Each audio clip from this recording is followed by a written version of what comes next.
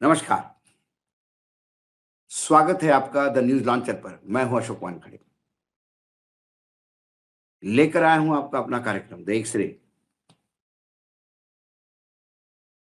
दुनिया के लिए मैं कहता हूँ ये बुरी खबर है, क्योंकि कम से कम हम अपने आप को बुद्ध के देश से मानते हैं, तो हम युद्ध के खिलाफ हैं।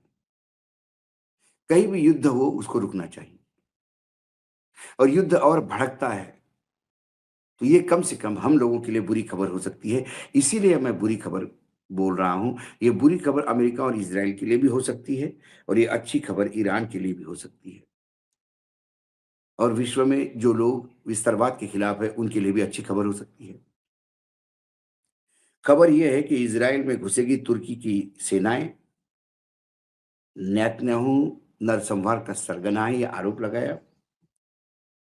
एर्डोगन और स्पीकर का डरावना ऐलान। पाकिस्तान के हटते ही युद्ध के नए आयाम, यानी नया युद्ध शुरू हो गया। क्यों तुर्की आना चाहता है इस युद्ध में? क्या इस त्रिकोण, जिसका एक कोण इज़राइल है, एक कोण अमेरिका है, एक कोण ईरान है, इस बरमूडा कह सकते हैं युद्ध का, जहां पूरे विश्व की आहुति जा रही है, पूरा विश्व इसकी मार झेल रहा है, उस तीन कोने को, त्रिकोण को एक नया कोण जोड़ने जा रहा है और ये चौकोन होने जा रहा है और वो चौथा कोण होगा तुर्की। पाकिस्तान में, अमेरिकी ईरान में बातचीत ना होती तो दिखा देते औकात तुर्की की इजराइल पर दो टूक बात। जब मैंने इसे एक्सरे से देखा तो क्या देखा? तुर्की के राष्ट्रपति रेसेप तैयब एर्दोगन ने कहा कि अगर पाकिस्तान अमेरिका और ईरान के बीच युद्ध में मध्यस्थता नहीं कर रहा होता, तो हम इजराइल को उसकी औकात दिखा देते। उन्होंने आगे कहा कि जिस तरह तुर्की लीबिया और काराबख में दाखिल हुआ, उसी तरह यहाँ पे भी करता।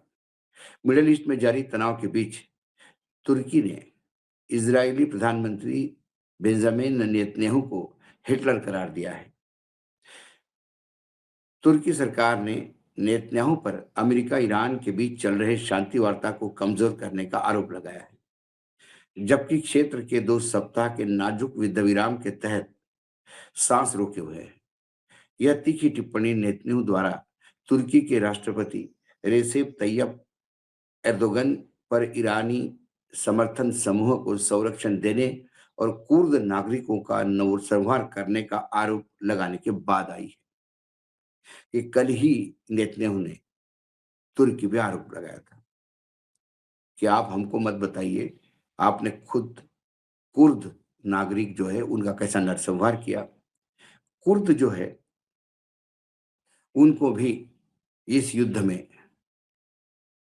एक प्रॉक्सी करके लाने का प्रयास अमेरिका भी कर रहा था। अमेरिका ने तो ये भी कहा था कि हमने कुर्द को हथियार भी दिए थे पहले। ये अ, बड़बोले ट्रम्प की ही बात है। लेकिन कुर्द अभी उतरने से उन्होंने मना किया, तुर्क लड़कों ने भी। क्योंकि ईरान की तरफ से 3 एच यानी हिज़्बुल्लाह, हुती और हमास मोर्चा सँभाले हुए हैं। उसी के चलते अमेरिका ने अपने पैदल सैनिक, जो लैंड फोर्सेस हैं, आर्मी, इसको उतारने की घोषणा की थी। लेकिन इज़राइल ने तब भी कहा था कि हम आपके आर्मी के साथ हमारी पैदल सेना नहीं भेजेंगे। उन्होंने जो लैंड ट्रूप्स और जो टैंक्स और अपने बाकी वॉर मशीन्स भेजे थे लैंड पे, ज़मीन पर, वो लीबिया में थे।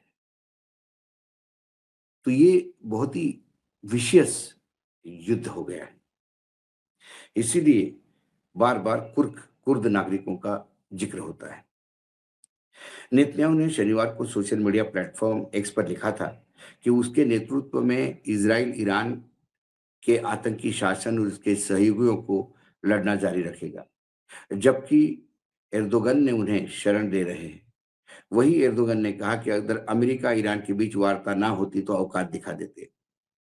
अंकारा ने कड़े शब्दों वाले बयान में जवाब देते हुए कहा कि नेतन्याहू को हमारे समय का हिटलर कहा जाता है।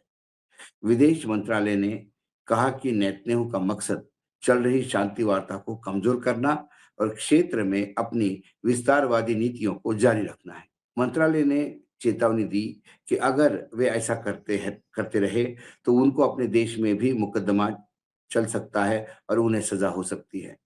बयान में कहा गया कि इजरायली अधिकारियों द्वारा तुर्की के राष्ट्रपति को निराधार, बेशरम और झूठे आरोपों से निशाना बनाना उन सच्चाइयों से उत्पन्न असुविधा का नतीजा है। उन्होंने तुर्की हर मंच पर बुलंद करता रहा है। तुर्की ने दोहराया कि वह निर्दोष नागरिकों के साथ खड़ा है और नेतन्याहू को उनके अपराधों के लिए जवाबदेह ठहराने के लिए हर संभव प्रयास करेगा। एर्दोगन ने चेतावनी दी है और बताया कि हमको कमजोर मत समझा। रविवार को तुर्की के राष्ट्रपति एर्दोगन ने इजरायल को कड़ी चेतावनी दी। एक राजनीतिक कार्यक्रम में भाषण देते हुए उन्होंने कहा कि नेतन्याहू खून और नफरत से अंधे हो गए हैं। एर्दोगन ने कहा कि अगर पाकिस्तान, अमेरिका और ईरान के बीच युद्ध में मध्यस्थता नहीं कर रहा होता, तो हम इजराइल को उसकी औकात दिखा देते। उन्होंने आगे कहा कि जिस तरह तुर्की लीबिया और काराबाख में दाखिल हुआ, उसी तरह इजराइल में भी दाखिल हो सकता है। ऐसा न करने के कोई कारण नहीं है। इसके लिए सिर्फ ताकत और एकता की जरूरत है। वहीं दूसरी ओर तुर्की सांसद के अध्यक्ष यानी वहां के स्पीकर नुमान कुर्तुलमुस ने नेतन्याहू को 21वीं सदी के नरसंहार और आतंकी नेटवर्क का सरगना आतंकवादी बताया। एक्स पर लिखे अपने पोस्ट में उन्होंने कहा कि नेतन्याहू की बेशर्म टिप्पणियां हमारे राष्ट्रपति के प्रति उनके अपराध बोध का स्पष्ट प्रमाण है। कुर्तुलमुस ने लिखा कि जिसके हाथ बच्चों के खून से सने हैं और जिस पर अंतर्राष्ट्रीय कानून लागू है, उसका तुर्की ने नैतिकता का उपदेश देना का दुस्साहस मात्र अपने अपराधों को छुपाने का प्रयास है, जिसमें कोई वैधता नहीं है। उन्होंने कहा कि एर्दोगन के नेतृत्व में तुर्की फिलिस्तीन और पीड़ितों के साथ खड़ा हो रहेगा और इतिहास के सही पक्ष में बना रहेगा।